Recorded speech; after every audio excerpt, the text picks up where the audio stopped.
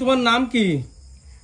আমার নাম হচ্ছে রিমি মন্ডল। আমি ঐতিহ্যবাহী রংপুর কালীবাড়ি মাধ্যমিক বিদ্যালয়ের ১০ম শ্রেণীর একজন শিক্ষার্থী।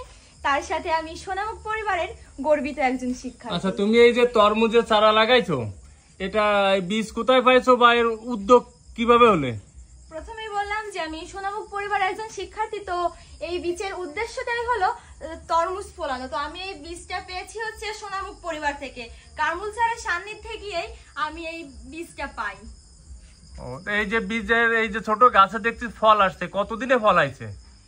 এই হচ্ছে মিনিমাম ১৫-২০ দিনের ভিতর। ১৫-২০ দিনে গাছে দেখেন একটা ছোট ফল আসছে। তো কামরুল স্যারকে তোমার কি ধন্যবাদ দেওয়ার আছে? হ্যাঁ, অবশ্যই। ওনাকে তো কিভাবে ধন্যবাদ দেবো আমি তো বুঝতেই পারছি না।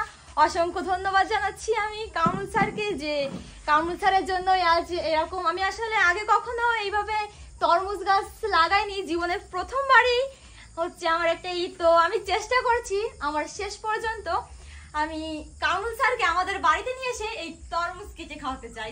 অসংখ্য ধন্যবাদ, তোমার মনের আশা যেন পূর্ণ হয়।